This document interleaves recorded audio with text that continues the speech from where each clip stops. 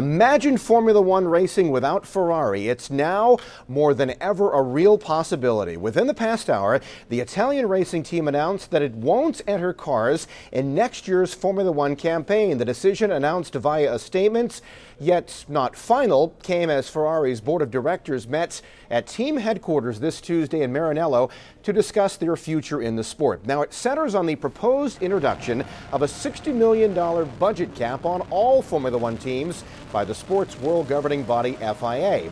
It's designed to cut costs, yet Ferrari's president believes such a move will lead to a two-tier F1 in the future. So, Ferrari feels it can use its considerable weight to cause change. There's no doubt Ferrari is the biggest name in the sport, having competed in more races than any other team since making their debut nearly 60 years ago at the Monaco Grand Prix. Success has been synonymous with Ferrari. The numbers bear it out.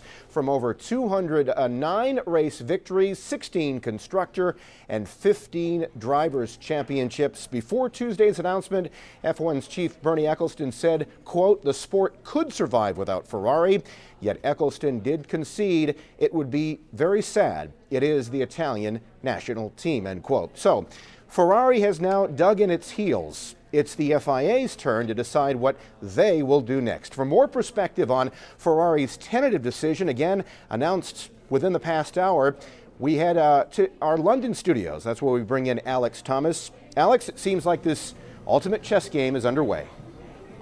Yes, power struggles are nothing new in Formula One, of course, Mark, but this one seems to be quite extraordinary, even by this particular sport's standards. As you said before, Ferrari, the only team to compete in every season of the Formula One Championship since its inception back in 1950. It really is the marquee brand of Formula One, and to imagine a 2010 championship going on without the famous red cars seems almost inconceivable. Well, let's get some more reaction now. I think I can joined on the phone by Ed Foster from MotorSport magazine. Ed, can you hear me? I can indeed.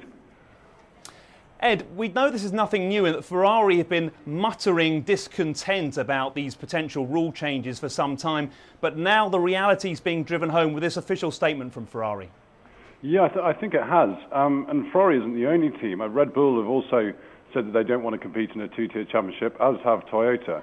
And I think any of the manufacturers in Formula One are going to find it very difficult. We haven't heard any reaction from the individuals like Brawn GP and people like that. But certainly the manufacturers don't look as though they want to be on the grid in 2010 if the championship is a two-tier one. What exactly are their concerns about the rule changes?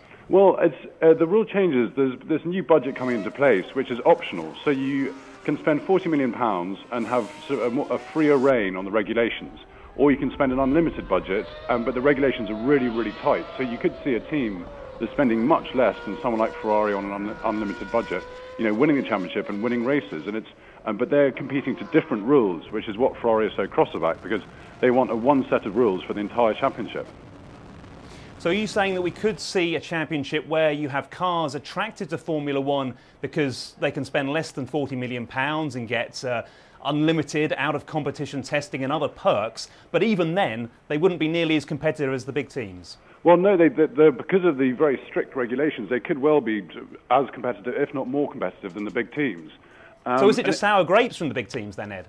Yeah, it's really not so good for them. I mean, the good thing about this budget cap is it is bringing in a new interest to Formula One, and already 3 teams have put proposals forward for an entry. But, you know, the bigger teams don't like it at all, and Ferrari, you know, as they've done in the past, have threatened to leave the sport.